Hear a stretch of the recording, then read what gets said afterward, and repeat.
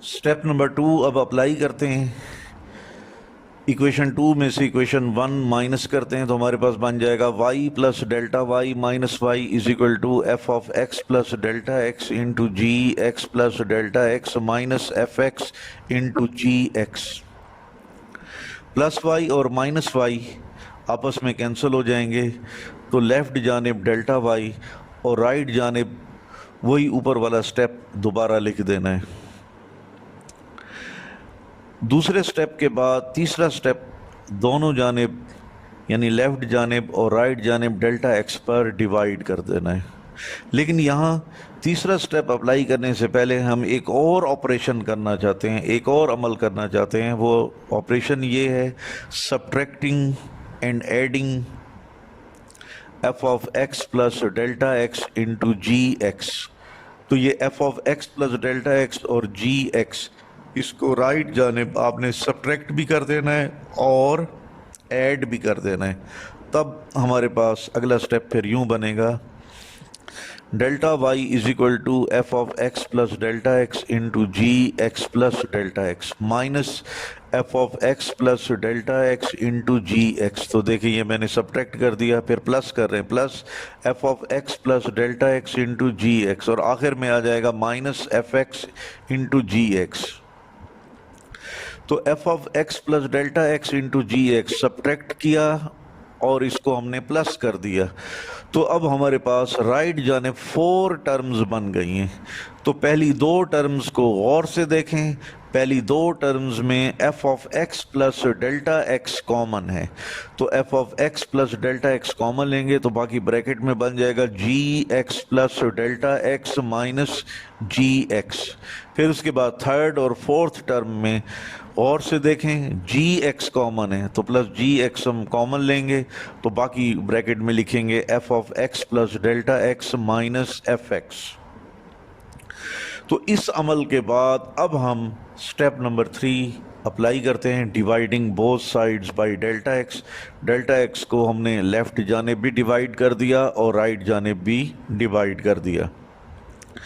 अब राइट जानिब जो एक बड़ा फ्रैक्शन है, इससे हम छोटे छोटे इसको सेपरेट करके 2 छोटे छोटे फ्रैक्शंस बनाते हैं। तो बन जाएगा delta y over delta x is equal to f of x plus delta x into ji x plus delta x minus ji x divided by delta x plus ji x into f of x plus delta x minus f x divided by delta x. तो ये delta x को हमने अलग अलग fraction के साथ लिख दिया। इसके बाद अगला स्टेप होगा, दोनों जानिब हमने लिमिट अप्लाई करनी है।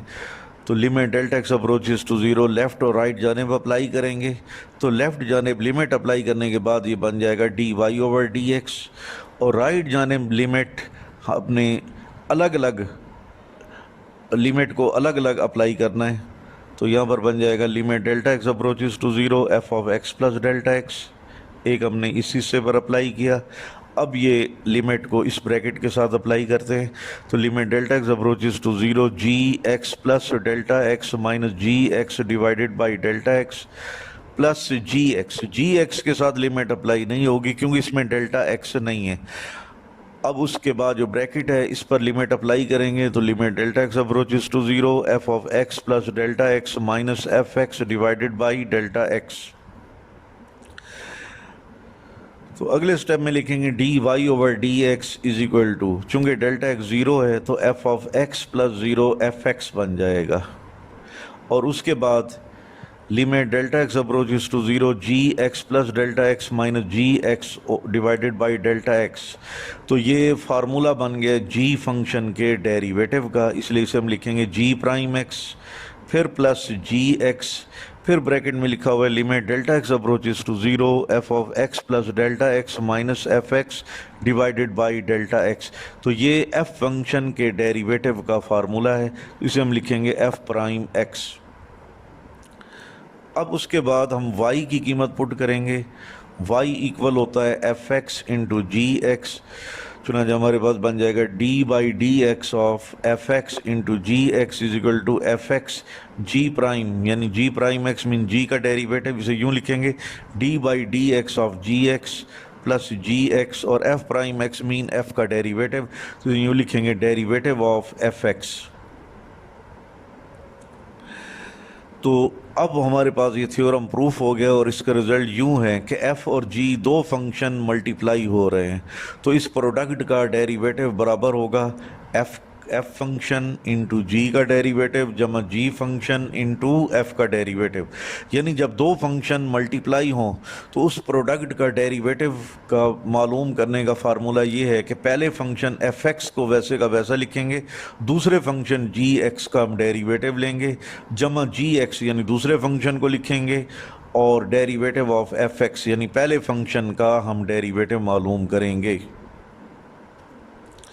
इसके बाद है थ्योरम नंबर 8, fx और gx दो फंक्शन डिवाइड हो रहे हैं। जब दो फंक्शन डिवाइड होंगे तो उनका d बाई डी एक्स यानी डेरिवेटिव बराबर होता है gx into derivative of fx minus fx into derivative of gx divided by gx का होल स्क्वायर। ये जो थ्योरम है इसको हम मैथमेटिक्स में कोशेंट रूल कहते हैं।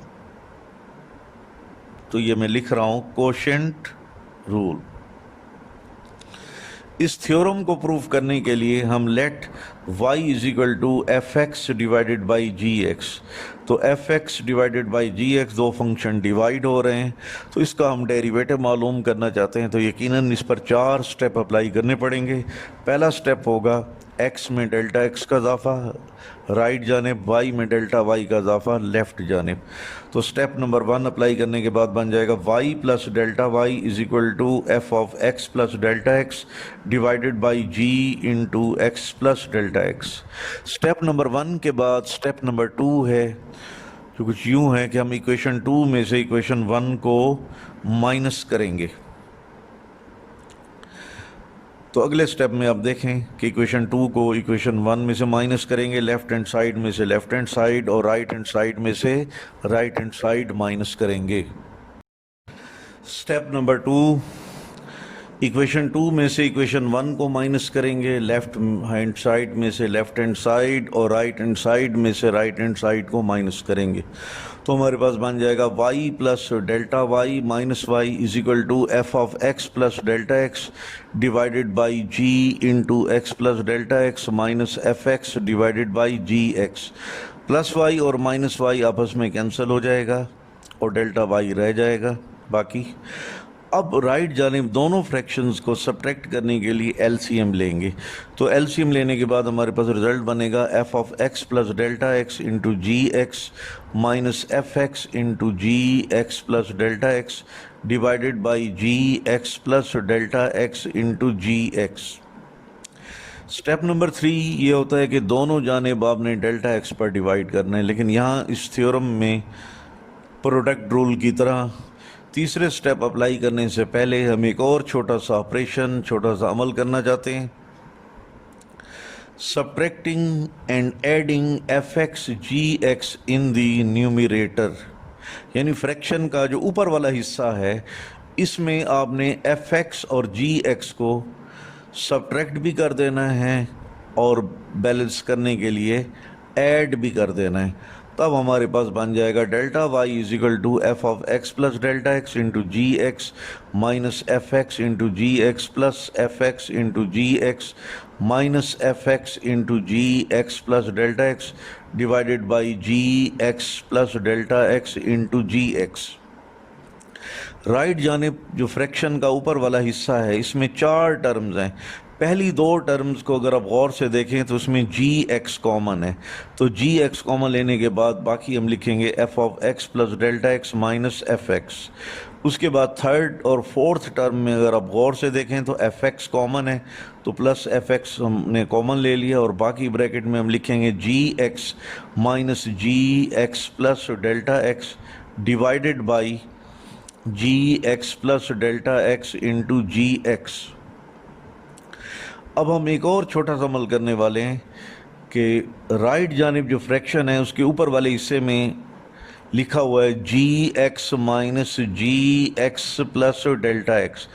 अगर मैं जी एक्स प्लस डेल्टा एक्स को पहले लिख दूं और जी एक्स को बाद में लिख दूं तो फिर एफ एक्स और ब्रैकेट में बन जाएगा जी x plus delta x minus जी एक्स प्लस डेल्टा एक्स को पहले लिख दिया और जी एक्स को बाद में लिख दिया।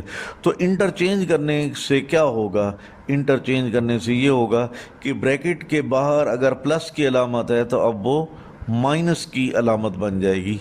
इसकी मिसाल यूँ है कि अगर आपके पास हो x माइनस वाई, अगर मैं इसको इंटरचेंज करके लिखूं x माइनस वाई को y पहले फिर माइनस x बाद में लिख दूं तो इंटरचेंज करने की वजह से ब्रैकेट के बाहर माइनस की अलामत आ जाएगी।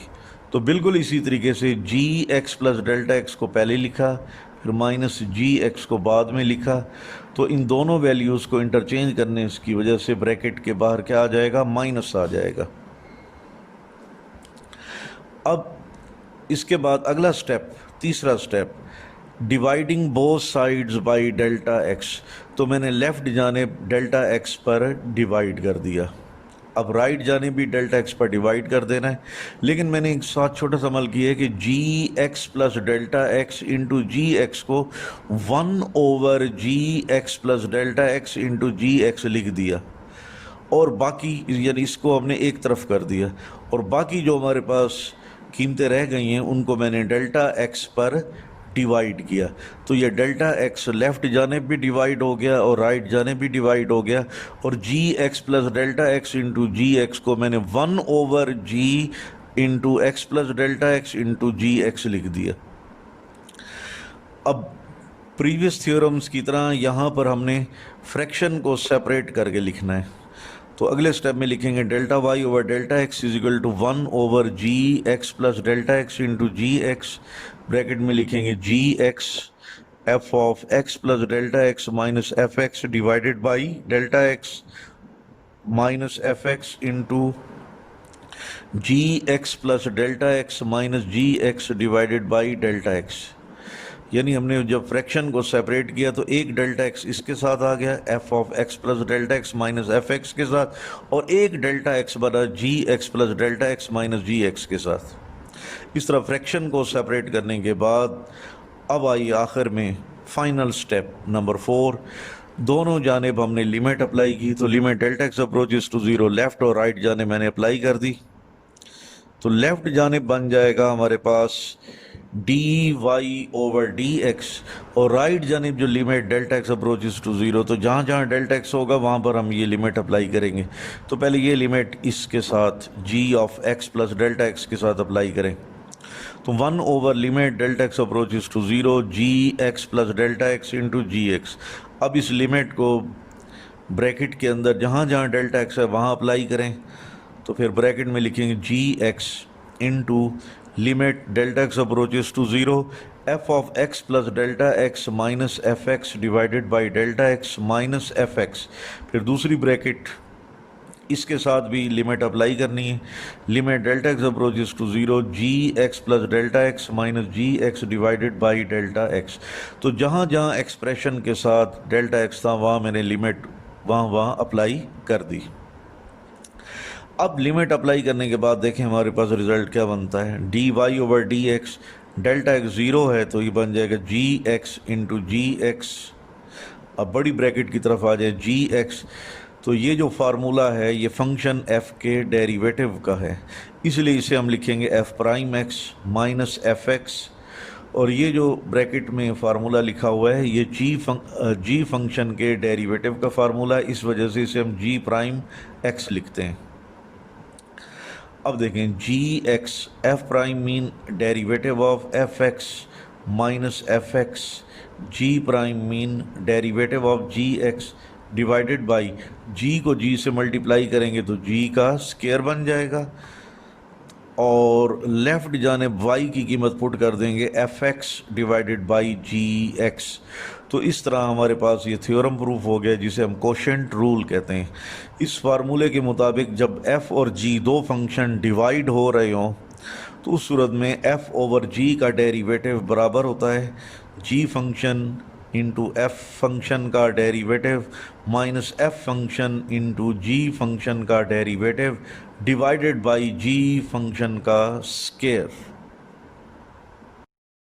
Theorem number 9, derivative of 1/gx is equal to minus derivative of gx divided by gx का whole square where gx is not equal to 0।